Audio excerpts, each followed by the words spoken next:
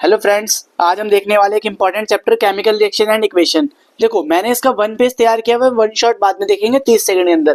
पहले आप लोग चैप्टर शुरू तो कर दो। चैप्टर शुरू करते वक्त हमें क्या क्या पढ़ना है बच्चों? देखो, पहला नाम ही क्या था बताओ मेरे को, क्या नाम था चैप्टर का? Chemical reaction and equation. आपको पता है केमिकल रिएक्शंस क्या होती है? ध्यान से देखना बेटा, और नोट को जब आपका मन करे तब पॉज करके लिख लेना। कहते हैं केमिकल रिएक्शन एंड इक्वेशन। देखो, अगर ध्यान दें हम, chemical reaction is a process in which reactant convert into product. मतलब केमिकल रिएक्शन एक ऐसा प्रोसेस है जिसमें रिएक्टेंट मिलकर क्या बनाते हैं? एक प्रोडक्ट बनाते हैं। दोबारा याद करो बेटा, रिएक्टेंट क्या बनाते हैं? प्रोडक्ट बनाते हैं। सर, जब शुरू होता है तो रिएक्टेंट कुछ भी होते हैं। हाँ भाई, कुछ भी होते हैं। जैसे मान लो हमारे पास हाइड्रोजन है ना, ऑक्सीजन है। अभी मैं इसको बैलेंस नहीं कर रहा हूँ, हाइड्रोजन और ऑक्सीजन है, हवा में उड़ रहे हैं। ये उड़ते उड़ते क्या बना लेंगे? H2O बना लेंगे। सबको पता है वाटर बना लेंगे। सर, H2O जब बनेगा, वाटर बनेगा, तो वाटर क्या कहलाएगा बेटा? वाटर कहलाएगा हमारा प्रोडक्ट। क्या कहलाएगा? प्रोडक्ट। बोलो क्या कहलाएगा? प्रोडक्ट कहलाएगा। सर, अगर कोई पूछे हमसे रिएक्टेंट क्या होता है, तो बेटा जो LHS मतलब लेफ्ट हैंड साइड में लिखा है, क्या लिखा है बेटा? लेफ्ट हैंड साइड में जो लिखा है वो क्या कहलाएगा? रिएक्टेंट। जो राइट हैंड साइड में से क्या बोलेंगे? Product. When ever a chemical change, जब भी केमिकल रिएक्शन होती है तो कुछ चेंज आते हैं सर, कुछ चेंज। क्या चेंज होते हैं सर? समझ नहीं आ रहा। हाइड्रोजन देखो बेटा, क्या था हमारे पास? गैस। ऑक्सीजन क्या थी हमारे पास? गैस। और ये क्या बन गया? लिक्विड। क्या समझ आया सर? ये तो स्टेट में चेंज हो गया। हाँ भाई, एक चेंज याद कर लो, क्या चेंज होता है? स्टेट में चेंज होता है। अभी हम जानेंगे whenever a chemical change occur we can say that a chemical reaction. मतलब कभी भी केमिकल चेंज होता है तो उसे केमिकल रिएक्शन कहा जाता है। अगर आपको समझना तो याद कर लो, जब भी केमिकल चेंज होगा तो उसे केमिकल रिएक्शन कहेंगे। Burning of magnesium ribbon. अगर हम मैग्नीशियम किस तरीके से केमिकल रिएक्शंस होती है, चलो जानते हैं। पहला टॉपिक है चेंज इन कलर। जैसे आपने देखा होगा आयरन की कील लाते हैं हम लोग, उसमें रेड कलर आ जाता है, रेडिश ब्राउन हो जाती है, थोड़ी भूरी हो जाती है। क्यों? क्योंकि बेटा वो रिएक्ट करती है किसके साथ? ऑक्सीजन के साथ। ठीक है, ऐसे चेंज इन टेम्परेचर का भी याद कर लो। अगर हम पीओपी को कहाँ पे डाल दे? वाटर में डाल देंगे तो क्या हो जाएगा सर? वो हीट रिलीज करने लग जाएगी। फॉर्मेशन ऑफ गैस में क्या होता है बेटा? गैस रिलीज होती है। एग्जाम्पल दे दो आप लोगों को। सांस लेते हो, क्या इनहेल करते हो? ऑक्सीजन। एक्सेल क्या करते हो? Carbon. Sir, carbon, carbon is a gas. Yes, it's so easy. Vinegar में अगर हम लोग, आप देखा होगा, अपने कोको कोला ले लो यार, कोको कोला खोलते हो, क्या होता है? गैस रिलीज होती है। बहुत इजी है। Formation of precipitation. देखो, मतलब एक स्टेट में चेंज होना। Solid form is solution like curd of milk. देखो, मतलब सॉलिड से लिक्विड जाना, लिक्विड से गैस जाना। It's called also we can say formation of state या चेंज ऑफ स्टेट। मतलब अवस्था में परिवर्तन होते हैं। सॉलिड से लिक्विड जाते हैं, लिक्विड से हम लोग गैस जाते हैं। सर, कोई आसान सी रिएक्शन बता दो जो याद कर ले, जो पेपर में आ जाए। तो बेटा क्वेश्चन आएगा, व्हाई डू वी बर्न या why should be burn magnesium ribbon with, हाँ ना, हमें मैग्नीशियम रिबन क्यों जलानी चाहिए? जलाने से पहले क्लीन क्यों करनी चाहिए? क्वेश्चन आएगा, why should be clean magnesium ribbon before burning. जलाने से पहले क्यों साफ करनी है मैग्नीशियम रिबन? मान लो ये मैग्नीशियम रिबन है बेटा, इस पे क्या होता है? एक लेयर चढ़ जाती है किसकी? ऑक्सीजन की। फिर वो जलती नहीं है। इसका एक मैंने शॉर्ट भी डाला है, देख सकते हो आप लोग। Magnesium is a highly reactive metal that Burns with an intense white flame. मतलब जो मैग्नीशियम है बहुत ज्यादा हाईली रिएक्टिव है और वो अच्छे तापमान पे अच्छी लाइट के साथ जलता है। लेकिन अगर वो क्या करे? रिएक्ट कर ले ऑक्सीजन से, तो वो जलने वाला नहीं है। जब तक मैग्नीशियम ऑक्साइड है तब तक वो बर्न नहीं होगा। हमें से रगड़ रगड़ के उसमें से क्या निकालना पड़ेगा? मैग्नीशियम अलग और ऑक्सीजन अलग, तब जाके क्या होगा? वो अच्छे से बर्न करेगा। समझ गए? मतलब अगर उसे हमें जलाना है, कंबशन करना है, तो उसे क्या करना पड़ेगा? ऑक्सीजन से दूर करना पड़ेगा। ठीक है, आगे चलते बेटा ध्यान से। अब हमारा बहुत अच्छा इंपॉर्टेंट टॉपिक आने वाला है, पूरा ध्यान से देखना। देखो, इक्वेशंस क्या होती हैं? कोई अगर आपसे पूछे व्हाट इज केमिकल इक्वेशंस, तो बोलेंगे रिप्रेजेंट करना सिंपल फॉर्मूलाज में, सिंबल्स में, it's called a chemical equation. जैसे हाइड्रोजन का हमने H लिख लिया, ऑक्सीजन को O लिख लिया, इट्स कॉल्ड अ, क्या बोलेंगे? It's called a chemical equation. Balancing a chemical equation. Why do we need to balance? क्यों जरूरत पड़ती है? आपके मन में भी सवाल है, मेरे मन में भी सवाल है। देखो, मैं सिंपल बताता हूँ। आपके दो हाथ हैं, एक हाथ है LHS लेफ्ट हैंड, एक है आपका राइट हैंड। क्या आपके लेफ्ट हैंड राइट हैंड बराबर है? बताओ, नापो बच्चों एक साथ, चलो नापते हैं। देखो, मेरे तो सर बराबर है पूरे, नाप के देख लिए मैंने। अच्छा बराबर नहीं होंगे तो क्या होगा सर, अच्छे से काम नहीं होगा, फंक्शन अच्छे से नहीं होगा, अनइक्वल एलिमेंट्स होंगे। ठीक है, इसके लिए हम क्या करते हैं, बैलेंसिंग करते हैं। बैलेंसिंग की शुरुआत देखते हैं हम लोग। देखो बैलेंसिंग के लिए हमें क्या करना होता है, राइट अनबैलेंस केमिकल। पहले लिखो कितने अनबैलेंस है, जैसे मान लो H2O2, तो अभी एक बॉक्स बना लो।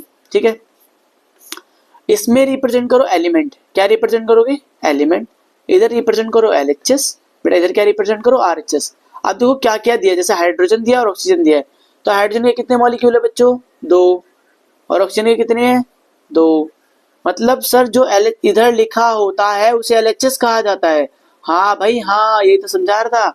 और इधर वाले को क्या बोलते हैं बेटा, RHS। इधर वाले को हम प्यार से बोलते हैं रिएक्टेंट, और इधर वाले को हम गुस्से में भी क्या बोलते हैं, प्रोडक्ट। समझ गए। अब रिएक्टेंट रिएक्ट करके क्या बनाते हैं, प्रोडक्ट बनाते हैं। क्या बनाते हैं बेटा, रिएक्टेंट रिएक्ट करके प्रोडक्ट बनाते हैं। लेकिन सर इधर तो हाइड्रोजन 2 है और ऑक्सीजन हमारा अकेला है, अब क्या बराबर है ये, सर नहीं बराबर है। क्या करें, बैलेंस करें। हाँ बेटा बैलेंस करना पड़ेगा, because of that law of conservation mass कहता है, लॉ ऑफ कंजर्वेशन मास कहता है, mass neither be create nor be destroy. इसीलिए हमें बैलेंस करके दिखाना होता है, ना मास कभी क्रिएट किया जा सकता है ना ही डिस्ट्रॉय।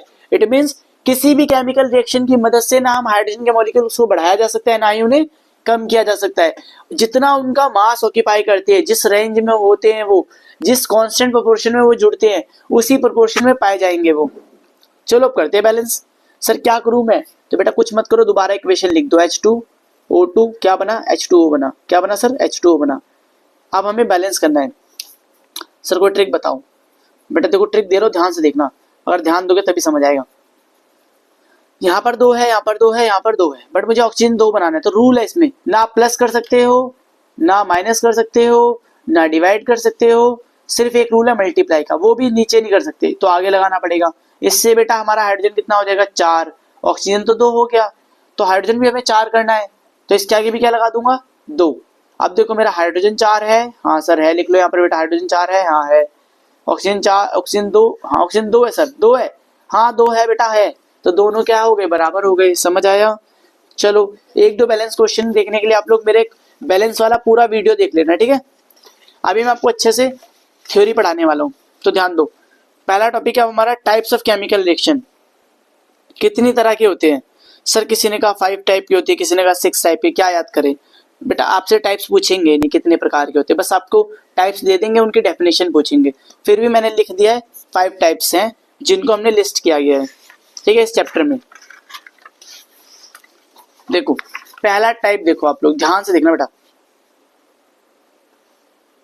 पहला टाइप क्या हमारे पास, पढ़ लिया, हाँ, combination, decomposition, displacement, double displacement, oxidation and reduction. Sir combination का मतलब क्या होता है, बहुत आसान नजर आ रहा है। कॉम्बिनेशन माने कंबाइन होना, कॉम्बिनेशन माने बेटा कंबाइन होना। जब 2 या 2 से अधिक रिएक्टेंट मिलकर क्या करें, एक प्रोडक्ट बना ले, इट्स कॉल्ड कॉम्बिनेशन। देखो ये और ये दोनों सेपरेट थे, जीवन में अलग अलग थे, इन दोनों एक साथ आ गए, तो क्या हो गया, ये दोनों साथ आ गए, it's called a combination reaction. Clear है।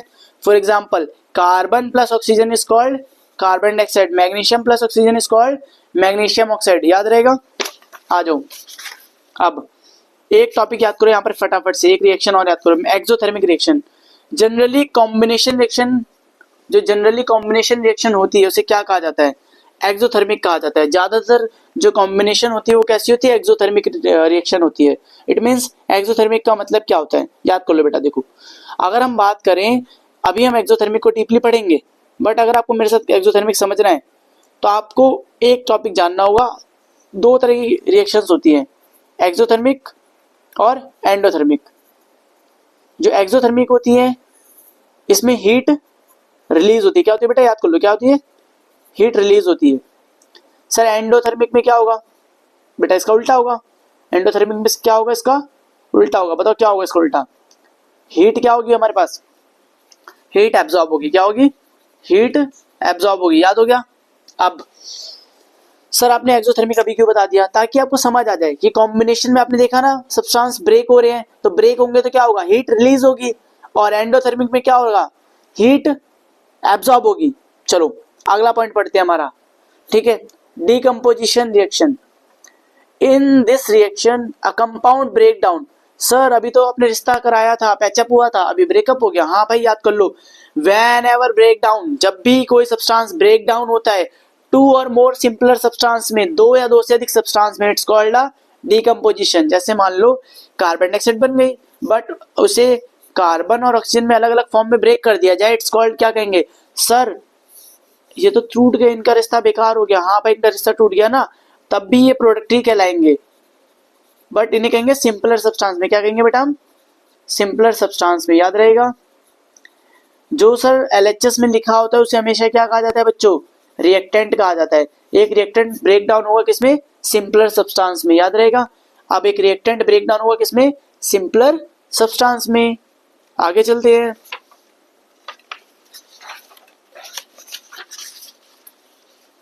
बच्चों अगर हम ध्यान से पढ़े नेक्स्ट टॉपिक तो प्लीज ध्यान से देखना, मैंने बहुत अच्छी फोटो लगाई है, ठीक है, डीकम्पोजिशन को समझाने के लिए। NaCl, सब जानते हैं NaCl को क्या बोलते हैं बताओ? आप लोग कमेंट करके बताओ NaCl को क्या बोलते हैं? NaCl वही है जो हम ना डाला जाए आपके खाने में तो स्वाद नहीं आएगा। क्या होता है सर? हाँ नमक, जिसके लिए गांधी जी ने क्या किया था? डांडी मार्च भी किया था, याद है। तो नमक जो है NaCl था, हमने उसे ब्रेक कर दिया, सोडियम और क्लोराइड मतलब Na और Cl को अलग अलग कर दिया, तो इसे क्या कहेंगे? Decomposition reaction. चलो याद करो, decomposition reaction require a source of energy in form of heat and light, electricity. मतलब किसी भी चीज को ब्रेक करने के लिए हमें एनर्जी चाहिए भाई। अच्छा बिना एनर्जी के मैं पेंसिल को तोड़ सकता हूँ? सर नहीं तोड़ सकते। ऐसे ही डीकम्पोजिशन रिएक्शन होने के लिए क्या चाहिए? एनर्जी चाहिए। वो किस फॉर्म में हो? चाहे हीट फॉर्म में हो, चाहे लाइट फॉर्म में हो, चाहे वो इलेक्ट्रिसिटी, किस किस फॉर्म में होनी चाहिए? चाहे सर हीट में हो, चाहे लाइट में हो, चाहे वो इलेक्ट्रिसिटी में हो, किसी भी फॉर्म में होनी चाहिए। सर अगर हीट मिलेगी तो क्या होगा? हीट मिलेगी तो उस रिएक्शन को हम बोलेंगे थर्मल डीकम्पोजिशन। सर लाइट मिलेगी तो क्या बोलेंगे? फोटोलाइसिस। याद करो बेटा, हीट मिली तो क्या बोला? Thermal decomposition. लाइट मिली तो क्या बोला? फोटोलाइसिस। सर इलेक्ट्रिसिटी मिल जाए तो क्या बोलेंगे? बड़ा आसान है, इलेक्ट्रोलाइसिस। याद हो गया। और मैंने एक नोट लगाया देखो यहाँ पर, जब तक तोड़ेंगे नहीं तब तक छोड़ेंगे नहीं। जब तक हम इस डीकम्पोजिशन में ब्रेक नहीं कर लेते हैं तब तक ये अपने आप को कंप्लीट रिएक्शन नहीं मानते हैं। तो इन्होंने ब्रेक करने के लिए तीन फॉर्मूले चुने। थर्मल चुना। थर्मल का मतलब क्या हुआ सर? अभी तो बताया था आपने, मैं भूल गया। क्या था थर्मल? सर ये क्या बनाया आपने? Tree, triangle. बेटा इसका मतलब होता है हीट। क्या होता है? हीट। मतलब अगर आपको ये निशान दिख जाए सुंदर सा ट्री, क्या मिल जाए? सुंदर सा ट्राइंगल, तो इस ट्राइंगल का नाम क्या रहेगा बेटा? हीट। देखो कैल्शियम कार्बोनेट था, जब उसे हीट करते हैं हम तो कैल्शियम ऑक्साइड और कार्बन डाइऑक्साइड अलग हो जाता है। कैल्शियम ऑक्साइड और कार्बन डाइऑक्साइड अलग हो जाता है, याद रहेगा। अगला टॉपिक है हमारा इलेक्ट्रोलाइटिक डीकम्पोजिशन। मतलब सर इलेक्ट्रिसिटी की मदद से हम ब्रेक करने वाले हैं। हाँ भाई, जब भी इलेक्ट्रिसिटी की बात करें तो इलेक्ट्रोलाइटिक कहलाएगा। अगला टॉपिक हमारा फोटो इलेक्ट्रिक। मतलब जैसे एग्जांपल देता हूं मैं, सूरज की रोशनी आई, अब देखो AgCl मतलब सिल्वर क्लोराइड एक साथ था, हमने लाइट दिया उसे तो सिल्वर और क्लोराइड अलग हो गया, it's called a photo electric. Photo क्यों कह रहे हैं पहले समझ लो बेटा। फोटोलाइटिक क्यों कहा जाता है? फोटोलाइसिस क्यों कहा जाता है? Because of that presence of sunlight. जब भी सनलाइट की प्रेजेंस होगी तो क्या कहलाएगा? फोटोलाइटिक। सर जब इलेक्ट्रिसिटी की प्रेजेंस होगी उसे क्या कहेंगे? इलेक्ट्रोलाइसिस। याद हो गया। अच्छा हम इलेक्ट्रोलाइसिस कहाँ यूज करते हैं? मैं सिंपल बताता हूँ। वाटर को ब्रेक करने के लिए हम क्या यूज करते हैं? वाटर को हीट करते हैं हम इलेक्ट्रोलाइसिस की मदद से, और उसमें से हाइड्रोजन और ऑक्सीजन अलग अलग कर लेते हैं। It's called electrolysis process. But आप अगला टॉपिक पढ़ने वाले समथिंग इंटरेस्टिंग फॉर यू। अब तुम्हारे लायक कुछ आने वाला है। Black and white photography work through a chemical process. अच्छा जो ब्लैक और व्हाइट फोटोग्राफी होती है किसके द्वारा होती है बेटा? ब्लैक और व्हाइट फोटोग्राफी किसके द्वारा होती है? ध्यान रख लो, उसे केमिकल प्रोसेस कहा जाता है। Because when light hits photographic film, मतलब लाइट जब हिट करती है which contain silver bromide, the light मतलब सिल्वर और ब्रोमाइड दोनों अलग अलग हो जाते हैं। It's called a photographic film. मतलब जैसे सिल्वर समझा देता हूं बेटा, देखो Ag और Br एक साथ है, जब लाइट आती है ना तो Ag अलग हो जाता है, Br अलग हो जाता है, इस वजह से वो हमें फोटो समझ आती, दिख पाती है। अच्छा याद करो, break down into silver and bromine the silver from black image on the film creating black white photograph. ठीक है समझे ना। सिल्वर जो होता है वो क्या करता है? ब्लैक क्रिएट करता है, और व्हाइट क्या होती है हमारी बेटा? फोटोग्राफ आती है। याद हो गया। डिस्प्लेसमेंट डायरेक्शन पढ़ते हैं अब। सर डिस्प्लेसमेंट डायरेक्शन क्या होती है बेटा? याद कर लो, बहुत आसान दूंगा मैं, बिल्कुल ये मेरा फेवरेट है, इसे पढ़ाने में मजा आता है। देखो मोर रिएक्टिव, जैसे मान लो ए बी एक दोस्त है, एग्जांपल दे रहा हूँ, ए बी दोस्त है, बीच में आ गया सी। सी जो था भाई, ए अमीर था और सी अमीर था, बी गरीब था, पहले इन दोनों की दोस्ती हो गई। बट जब सी आया, सी अब अमीर है, तो सी ने क्या किया, बी की जगह ले ली और बी को अलग कर दिया। समझे? मतलब जब दो जिगरी दोस्त होते हैं ना, उनके बीच में तीसरा आ जाता है, और ये मोर रिएक्टिव है। अगर ये क्या है, अगर बेटा याद कर लो, क्यों डिस्प्लेस कर पा रहा है? Because of that more reactive. ये पॉइंट याद कर लो बेटा, मैं याद कराऊंगा आपको। मोर रिएक्टिव सब्सटेंस बेटा याद करा दूंगा। मोर रिएक्टिव एलिमेंट जो होते हैं रिप्लेस करते हैं किसको? लेस रिएक्टिव को। याद रहेगा, मोर रिएक्टिव डिस्प्लेस करते हैं किसको? लेस रिएक्टिव को। सर देखो करके दिखाओ। कर दिया ना। Fe जो था उसने क्या किया, डिस्प्लेस कर दिया किसको? हाँ, कॉपर को डिस्प्लेस कर दिया, और क्या बना लिया, FeSO4 plus copper oxide. Copper अलग हो गया। अब इसे अगर ऑक्सीजन मिल जाती तो कॉपर ऑक्साइड बना लेता, बट इसे कॉपर को ऑक्सीजन नहीं मिल पाई। चलो अगला टॉपिक देखते हैं, डबल डिस्प्लेसमेंट। इसमें क्या होता है बच्चों, एक्सचेंज होता है आयंस का। जैसे ए बी और सी डी, एक एग्जांपल ले गया, ए बी और दोस्त थे, सी डी भी दोस्त थे, रिएक्शन कराए गए, तो ए ने डी के साथ बॉन्डिंग कर ली, बी ने सी के साथ। यहाँ पर होता क्या है, तो याद करो, यहाँ पर एक्सचेंज होता है किसका? Mutual exchange of ions. Example के लिए देता हूं मैं, एक प्रोसेस है बायोमोलिकुलर प्रोसेस, जिसके अंदर दो कंपाउंड एक्सचेंज करते हैं किसके? अपने इंडिविजुअल कंपाउंड्स को। ठीक है, इसे बोलते हैं डबल डिस्प्लेसमेंट रिएक्शन। मैंने हाईलाइट किया एक्सचेंज ऑफ आयंस। याद रखना, डबल डिस्प्लेसमेंट जब भी लिखो आप क्या लिखोगे? एक्सचेंज ऑफ आयंस होता है। एक्सचेंज ऑफ आयंस याद रहेगा। अगला टॉपिक है sir oxidation and reduction. Sir oxidation क्या होता है? Gain of oxygen is called oxidation, loss of hydrogen called. देखो जब भी गेन ऑफ ऑक्सीजन होगा तो वहां पर क्या हो जाएगा? लॉस ऑफ हाइड्रोजन हो जाएगा। जैसे कॉपर जुड़ रही है, कॉपर में ऑक्सीजन जुड़ रहा है तो ऑक्सीडेशन हो रहा है, बट जब कॉपर में ऑक्सीजन जुड़ रही है तो वहां से हट के आ रहा है, हाइड्रोजन हट रहा है। ऐसे रिडक्शन में याद कर लो। सर रिडक्शन में क्या होगा? हाइड्रोजन जुड़ेगी तो क्या हटेगा? ऑक्सीजन हट जाएगी। जैसे एग्जांपल कॉपर ऑक्साइड था, उसमें किसने रिएक्ट किया? हाइड्रोजन ने। तो यहाँ पर क्या बन गया हमारे पास? कॉपर अलग हो गया और वाटर अलग हो गया। It's called a reduction. अब हमें दो और आसान टॉपिक पढ़ने हैं बस, बेटा ध्यान से पढ़ना। ठीक है, जब भी ऑक्सीजन दोस्ती करता है तो सर ऑक्सीजन की दोस्ती याद कराओ मुझे कुछ, है ना? मैं याद कराता हूं, बेटा ध्यान सुनना। ऑक्सीजन ने दोस्ती करी, जब ऑक्सीजन दोस्ती करता है तो दो चीजें बनाता है। पहली चीज क्या याद रखेगा सर, अगर ऑक्सीजन ने दोस्ती करी मेटल से तो उसे क्या बोलेंगे हम? कोरोजन बोलेंगे। क्या बोलेंगे बेटा? याद कर लो।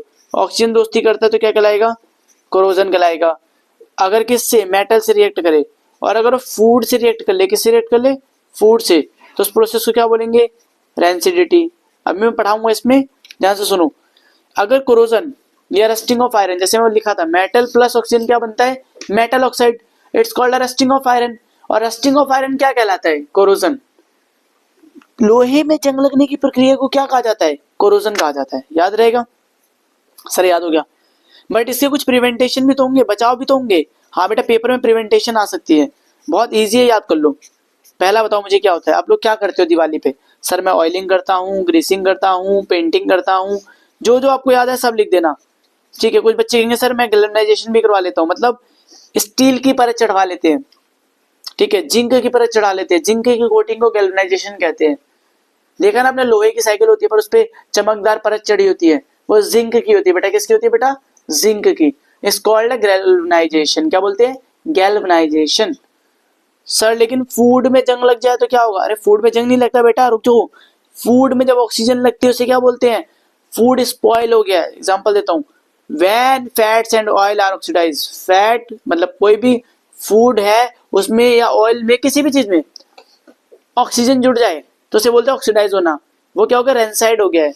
तब क्या होता है सर? स्मेल बदल जाती है और टेस्ट बदल जाता है, बदबू आती है बेटा, बहुत गंदी वाली। देखा हमने, खाना अगर हम 2 दिन 3 दिन स्टोर करके रख दे, कई बार भूल जाते टिफिन, तो स्मेल बहुत बेकार हो जाती है, टेस्ट बहुत बेकार हो जाता है।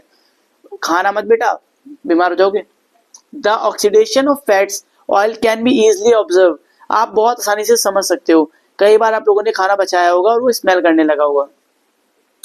सर स्मेल करने लगता है, क्या करूं? खाना बचा लूं, कोई आसान तरीका बताओ। सर कोई आसान तरीका बताओ, कुछ मेथड दे दो बेटा, याद करो। पहला, स्टोरिंग फूड, फूड को स्टोरिंग अच्छे से करना शुरू कर दो। सर कहाँ पर स्टोर करूँ? एयर टाइट कंटेनर्स में। कहाँ पर स्टोर करो? एयर टाइट कंटेनर्स में। So doing the oxygen available for oxidation, जहाँ पर क्या अवेलेबल होगी? ऑक्सीडेशन के लिए ऑक्सीजन ही नहीं होगी, और जब ऑक्सीजन नहीं होगी तो क्या होगा? खाना बच जाएगा। जैसे एग्जांपल, आपने बहुत टाइट कंटेनर मंगा रखे जिसमें हवा नहीं जा सकती, जब हवा जाएगी नहीं तो खाना खराब ही नहीं होगा। सर दूसरा तरीका, एंटीऑक्सीडेंट यूज करो। क्या यूज करो? Antioxidant are added to food, मतलब जो ऑक्सीजन को दूर रखते हैं वो फूड में यूज करो। ठीक है, जैसे एग्जांपल दिया है विटामिन सी। आपने देखा है ना, संतरे खराब नहीं होते, नींबू खराब नहीं होता, विटामिन ई जिसमें हो उसे ऐड करो, इसे बोलते हैं एंटीऑक्सीडेंट यूज करना। सर कोई और आसान तरीका बता दो। एक पॉइंट बेटा मैं खुद दूंगा आपको, याद करो मेरे साथ। फ्रीजिंग करती है कि नहीं करती मम्मियाँ? क्या करती है? फ्रीज में फूड स्टोर करती है, और वो फूड काफी लंबे समय तक स्टोर रहता है और खराब नहीं होता। तो आई होप चैप्टर समझ आया होगा। इसका मैंने ब्रीफ वीडियो भी डाला हुआ है, बैलेंसिंग का भी वीडियो डाला हुआ है। मैं आज नोट्स रिवाइज करा रहा था, तो आप समझ सकते हैं। और जिन बच्चों को भी इंपॉर्टेंट क्वेश्चंस चाहिए उनकी मैं एक पेज पलट देता हूँ, वो मेरे को स्टॉप करके एसएस ले लेंगे। बाकी हम क्वेश्चन भी डिस्कस करेंगे नेक्स्ट वीडियो के अंदर। तो थैंक यू। एक मेरा बहुत इंपॉर्टेंट नोट रहता है, कीप स्माइल, हमेशा स्माइल करते रहिए। A legacy of excellence education at its finest. अगर आप पढ़ते रहते हैं तो आप क्या रहेंगे? बहुत ऊंचाई पे जाएंगे। और किसके साथ पढ़ना है? स्माइल के साथ। थैंक यू, मिलते हैं नई वीडियो के साथ।